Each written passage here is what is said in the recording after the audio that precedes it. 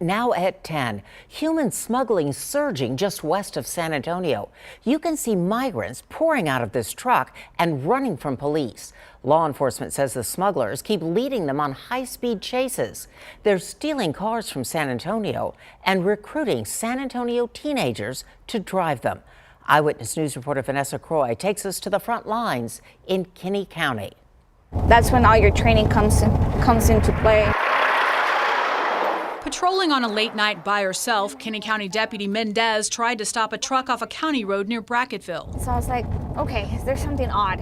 I got my flashlight out, I looked into the bed of the truck and I saw bodies and I was like, okay, let me radio out. So Mendez's handheld radio wasn't working, so she had to go back to her car to call for backup. Where are you looking? By the time I looked up, they started bailing out.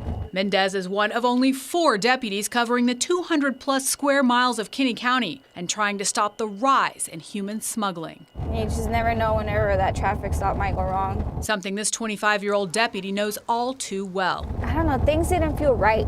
Earlier this month, Mendez was assisting Border Patrol agents with the traffic stop. The passenger pulled out a gun, shooting one of the agents. Another agent fired back, killing the shooter. The other agent survived. You know, people may say, well, it's very innocent, folks trying to look for a better way of life, but it's got a direct nexus to, I think, some very violent tendencies. Violence that stretches way beyond this small border county. Quite a few of the smuggling events that we've seen recently have a direct link to San Antonio and Austin. They're stealing vehicles in those metropolitan areas and then coming down to the border. Officials say these smuggling rings are now recruiting teenagers as drivers out of big cities like San Antonio. We've seen a spike that individuals between the ages of 16 and 18 are being recruited at high schools. Deputy Patrol Agent Jesse Haas said the criminals offer the teens big bucks. If they can get away, they're looking at making $6,000 to $8,000 depending on who they're smuggling. Leading authorities on chases down these narrow country roads with speeds reaching close to 100 miles per hour.